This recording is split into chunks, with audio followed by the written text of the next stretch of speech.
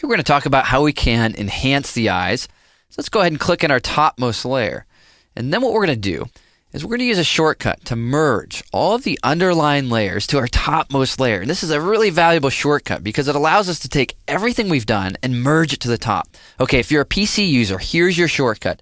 It's Shift-Alt-Control-E. On a Mac, that's Shift-Option-Command-E.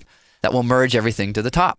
All right, well, now that we've done that, let's zoom in a little bit so we can see some of the detail we have here. Navigate to our filter pull-down menu. What I'm going to do here is I'm going to choose Sharpen and then Smart Sharpen. This will open up my Smart Sharpen dialog. Now that I can zoom in on the eye, what I'm looking to do here is to go to Advanced. I want to add a Lens Blur Sharpening effect. I want my amount to be somewhere above 100 or so, and my radius I'm going to start to bring up. What I'm going to do is click on the image to look at the before and after, and I'm really focusing in on the detail of the eye here.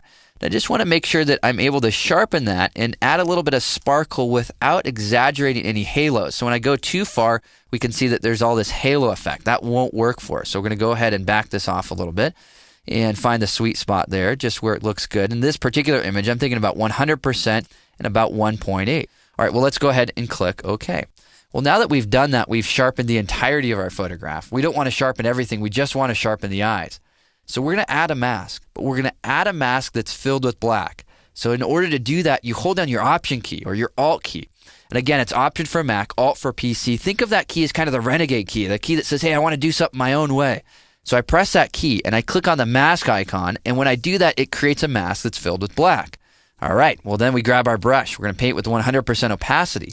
And we're going to paint with white, nice small brush. We're just going to start to bring in the sharpening effect. And I'm painting from the center of the eye out. And I'm looking to not exaggerate like this highlight here.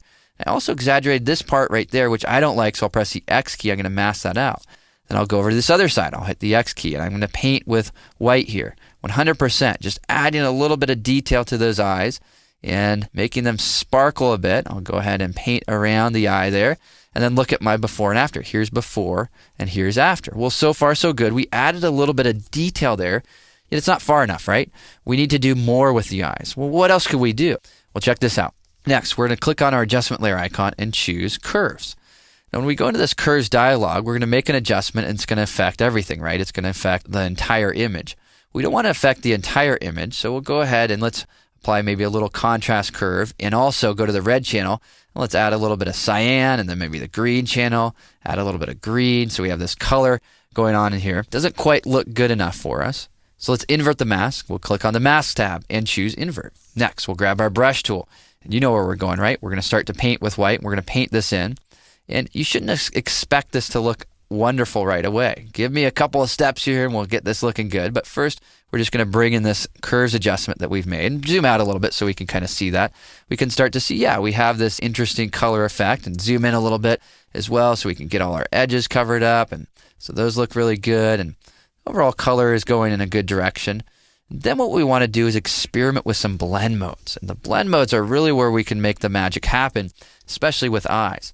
So here's what we can do. We can try a blend mode of soft light. Now when we do that, it all of a sudden adds this really interesting detail, but it darkened it up a bit too much. So let's try that, but lower the opacity. And let's also go to our mask edge and feather it out just a touch as well. Okay, well, there's our before and after. Interesting, adding a little bit of that color.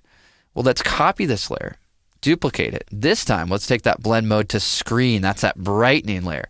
So here we have our before and after with that brightening effect. So we can add a little bit of contrast, also a little bit of brightening. Pretty interesting, isn't it? So let's take a look at our overall before and after. Here is before, and then here is after. Now we've pushed this pretty far, probably too far. So one of the things that we want to do is start to back it off a bit, right? So let's go back to our sharpening layer and look at that. Before and after, that's looking fine.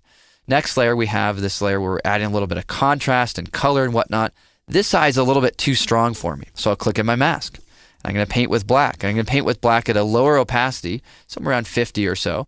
I'm just going to go ahead and start to conceal some of this effect. So I'm painting on this mask. I'm concealing it so it's going to be a little bit less. If I paint at a higher opacity, we can see that we can pull out even more. So I don't want this far eye to overpower the near eye. The near eye is really much more important. Here's my before and after on that. Okay, pretty subtle. Next, I have this brightening effect. Same thing here. I'm going to go ahead and click in that mask. I'm just going to start to bring this down just a bit here. I want this to look realistic. So I'm going to paint out a few little areas here, just cleaning up my masking. And then I'll zoom out. And now when I zoom out, this really curious effect, right? Here's our overall before. and then our after. We're tying that into that color that we're seeing in the background and starting to look pretty interesting. Now, of course, if we've gone too far, we can always lower opacity, and we can go into each different curves adjustment layer and even the sharpening amount for that matter to soften that up so that we have a realistic effect. And again, here's that before and then after. In this case, we're just subtly shifting the color and the tone of the eyes so that they have a little bit of snap, a little bit of sparkle. Here is our before and then our after.